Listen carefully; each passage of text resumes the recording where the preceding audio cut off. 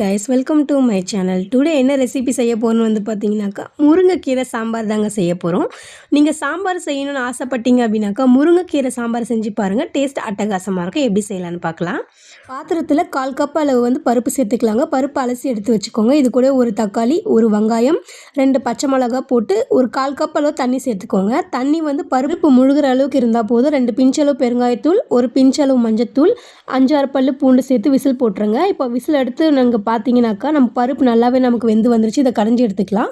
ஒரு பாத்திரத்தில் எண்ணெய் ஊற்றி கடுகு 1 ஸ்பூன், சீரகம் 1 ஸ்பூன் சேர்த்து நல்லா பொரிஞ்ச பிறகு நம்ம எடுத்து வச்சிருக்க பருப்பை இது கூட நம்ம ஆட் பண்ணிக்கலாங்க.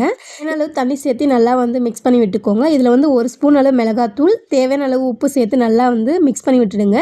2லேருந்து 3 நிமிஷம் வரைக்கும் நல்லா கொதிச்சு வந்ததுனாக்கா நமக்கு மிளகாத்தூள் ஸ்மெல் இல்லாமல் இருக்கும். இந்த ஸ்டேஜில் வந்து முருங்கைக்கீரை அலசி இது கூட போட்டு நீங்கள் ஒரு 2 ஆவி காட்டி இறக்குனீங்கனாக்கா நம்மளுடைய டிஷ் ரெடி. இந்த வீடியோ உங்களுக்கு பிடிச்சிருந்தா லைக் பண்ணிவிட்டு கமெண்ட் பண்ணிவிட்டு சப்ஸ்கிரைப் பண்ணிக்கோங்க.